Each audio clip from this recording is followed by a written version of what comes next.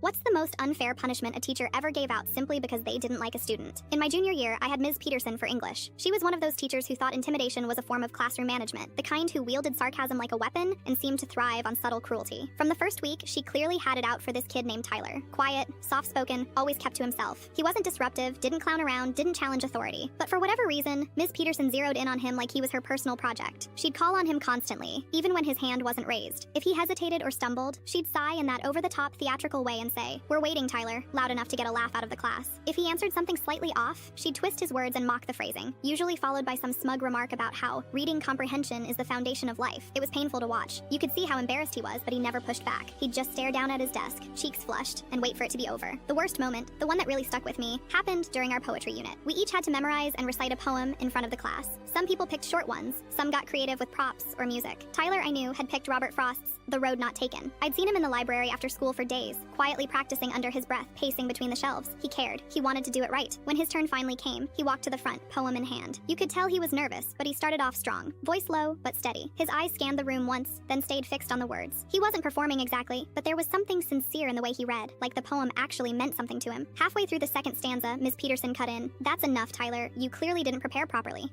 No explanation, no mercy, just like that. The room went dead silent. Tyler froze, still holding the paper in front of him. He hadn't made a single mistake. Not one, but she dismissed him like a child who'd broken a rule. He walked back to his seat slowly. He didn't say anything. Nobody did. After class, I heard him in the hallway, trying not to cry while talking to the school counselor. His voice was shaking. I didn't hear everything, but I caught enough. Apparently, Ms. Peterson had known Tyler's mom. They were friends once, years ago, until something happened that ended things badly. Tyler didn't even know the full story, but whatever happened between them, Ms. Peterson decided to take it out on him. The next day, Tyler didn't show up, or the day after that. A week passed before he came back, and when he did, he looked smaller. Shoulders hunched, eyes on the floor. He stopped speaking in class altogether. If called on, he'd mumble a one-word answer. Sometimes not even that. Nobody really talked about it after. Ms. Peterson kept doing her thing, and we all learned to stay quiet, but that moment never left me. The way she stripped his confidence in front of all of us, the way she twisted her personal grudge into a weapon and aimed it at a kid who had done nothing wrong. 3 years later, I ran into Tyler during college orientation. I almost didn't recognize him. He'd grown taller, his hair was longer, and he carried himself differently. Still soft-spoken, but steadier. We got coffee and caught up. Eventually, the conversation drifted back to high school. I brought up Ms. Peterson, unsure if I should, but he just nodded. "Yeah," he said quietly. "She wrecked me for a while." I ended up needing therapy after that year. Couldn't even walk into a classroom without panicking. There was a pause. Then he smiled. "But I'm doing better now. I'm majoring in education." That surprised me. I asked him why. He sipped his coffee and said, "Because I want to be the teacher I needed back then."